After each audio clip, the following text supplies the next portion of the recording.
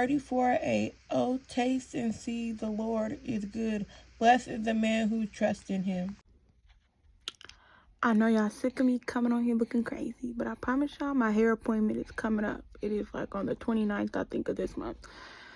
And y'all gonna see, I'm tired of looking crazy and putting on my bonnet. I don't even know where my bonnet is. I think my grandma took it and washed it, so yeah, I don't know where it is. So anyway, I came on here to say, tell your story. Like, tell your story. Today we talked about the Samaritan woman, certain woman in Mark 5:25 through 28, how the Samaritan woman was bleeding, and on her bleeding for 12 long years, and she touched Jesus' cloak, the bottom of his coat or clothes. She touched it. And it's like, God is a healer. Tell your story. That's what my pastor was saying. And y'all, we had a bunch of people join church today. It was so beautiful. We had I think it was like 10 plus people that joined church today because of this. Like, my pastor is doing, in my church, we are doing what the Lord wants us to do. Like, I'm telling y'all, like, not trying to brag, but y'all need to find a church that is doing it. Y'all need to find a church that is feeding your soul. Y'all need to find a church that is doing what the Lord wants y'all to do. Because we are doing it, man. It was so beautiful. And the whole purpose of the Samaritan woman is God is with you. Tell your story. Somebody told her about God. She went to so many doctors. The Samaritan woman went to so many doctors. She kept paying money, but nobody could heal her but God. So when somebody told her that God was healing people, she went and touched his coat, the end of his clothes, or what, clothes, whatever, and got healed, man. Tell your story. Let people know about the Lord. Let people know about Jesus Christ. Like, let him know. Tell them how you believe in God and how he's changed your life. Tell your story. And I'm also came on here to say, man, it's like my YouTube, that Layla's Life that I watch on YouTube. I know she's going to be watching this video. I've been watching your videos, and it just makes me so sad. And I have a story that's kind of similar to what you're going through with your mom. How you said your mom didn't believe you when it's on your YouTube, so it's public. So when your brother touched you, you said your mom never believed you. I pretty much already knew this because I've been watching your channel, like I said, since before you had Sohaila, when Brooklyn was asking for a little sister, and then I just know everything, okay? I know, because like, you tell everything, you tell it real, you tell it raw, you don't sugarcoat nothing, which is so beautiful. You're telling your story, how I'm like, oh my gosh, she said how I went from not believing in God and now I believe in God. Like, you telling your story, and like I said, I have something to say. I got molested. I put a story up on my YouTube channel, so y'all can watch it. It has like 1 point something K views. Yeah, but it was my molestation story, or you could just call it like sexual assault, whatever you want to call it. But my dad's son, which is my half brother, my brother, whatever, he's probably a couple months younger than me, but he missed the mark. So he graduated a year after me. The only reason he graduated a year after me because he missed the cutoff. Like, his birthday was after the cutoff date where you can go to kindergarten. But I made it, he didn't. But we're basically the same age. And he touched me at my dad's house, and I went home and I told my sister, and my sister snuck downstairs and told my mom. My mom asked me what happened, and I told her, and yeah, he said, we're gonna call your dad. I said, Mom, why are you calling him? He's not gonna believe you anyway. Cause I knew my dad. My dad, I don't talk to him to this day because it's him. He was in. That's why I said my testimony story is gonna be beautiful, and I'm gonna tell y'all, like, it's so much stuff, but I'm not ready. It's not that I'm not ready to tell my story. It's just I want to make sure when I tell y'all my story that God gives me the right words to say and how to articulate it so it doesn't sound crazy when it comes out my mouth. Like, and plus there's some things down. I'll probably have to write down my testimony because I don't want to miss anything, and I want young girls to know that you can come out of anything. But yeah, my dad didn't believe me. Like, never did he believe me. He called me. Well, my mom called him up, told him what happened, and I told him on the phone.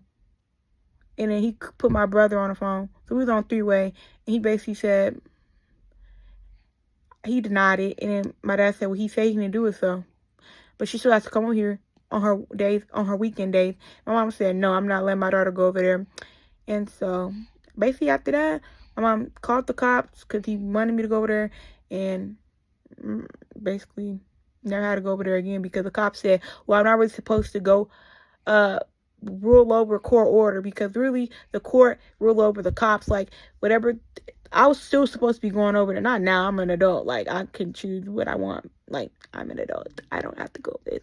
I didn't want to, but like, at the time, I was still supposed to be going over there every other weekend.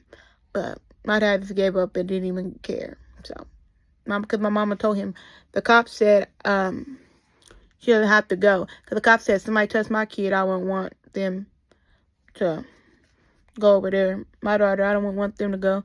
And plus, my mom was going to take him to court because she was going to make a case of it. But I told her, no, don't even go that far. Because I don't want it getting out into the media or nothing like that. Or just whatever. I just didn't want it getting out. Like, I don't know. I was young at the time. I was in middle school. So, yeah. Now I don't care because I'm telling it. And I told it on my YouTube channel. It got so many views. But, yeah. What I'm trying to say is, I know what it feels like for one of your family members not to believe you and to take over on their side. You know what's crazy? I seen my brother for the first time. I ain't seen that. I'm 22. I ain't seen that man since I was like in middle school. Maybe like 12. No, not 12. Like 13, 14. Around maybe 11. I don't even know how old you are in middle school, but 7th grade. I know it was 8th grade Martin Luther King weekend. So about like 14, 15, somewhere around out there.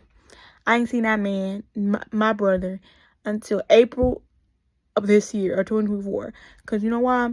Because our grandmother died, which is my dad's mom. And I was really close to her when I was younger.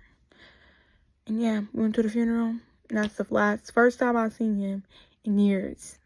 And I waved to him because I don't hold grudges. I could, I mean, if he wanted to talk to me, I would have talked to him. Because, like I said, I don't care. He never apologized to me.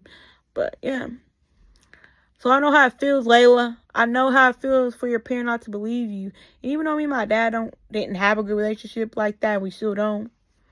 I still would like him to believe me, like for him to punish his son. But that never happened. So,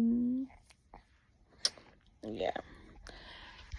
Tell your story. Let people know how God is working in your favor. And Layla, I also want to tell you, please find a church home for you and your kids. Like, they are a lot of help. Church is not just to go to church and to learn about God.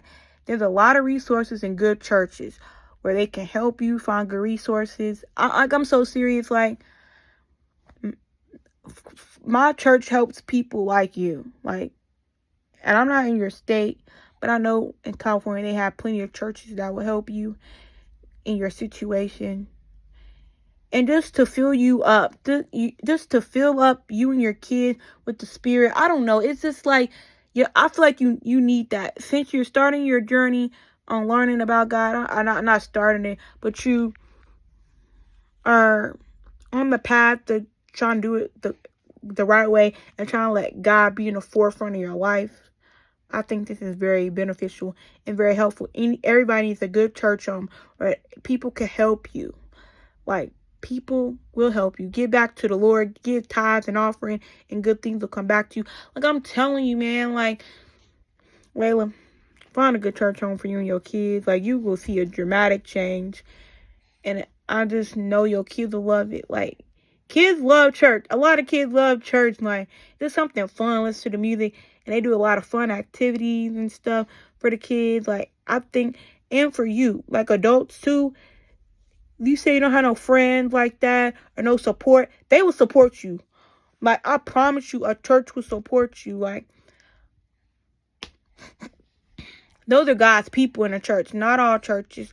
But if you find a good church home, visit a whole bunch of churches and to find something that resonates with you and you feel good about it, you feel like they're doing right. And yeah. I mean, I'm open to any question that anybody might have about trying to find a good church home, what's best for you and your family.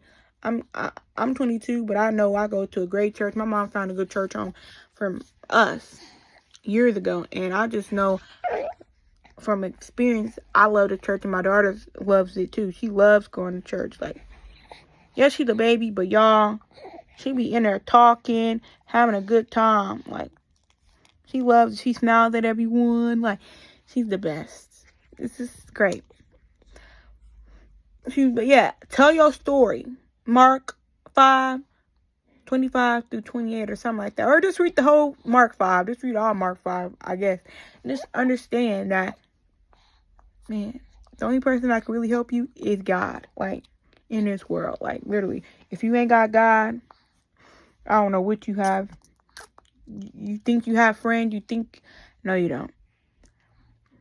But in the church, yes, you need to find the right people. You need to find the right people, the right group of friends. And the church is the best way to find them. And yes, like I said, it's going to be evil people in the church because there are evil people everywhere. But you'll know who's real and who's not. But find that church home, y'all. Tell y'all story. Let the gospel and God be known all day, every day. And just remember that I love you. God loves you. You need somebody to pray for you, or pray for a situation, or pray for somebody that needs prayer. Leave in the comments down below. And remember, God loves you.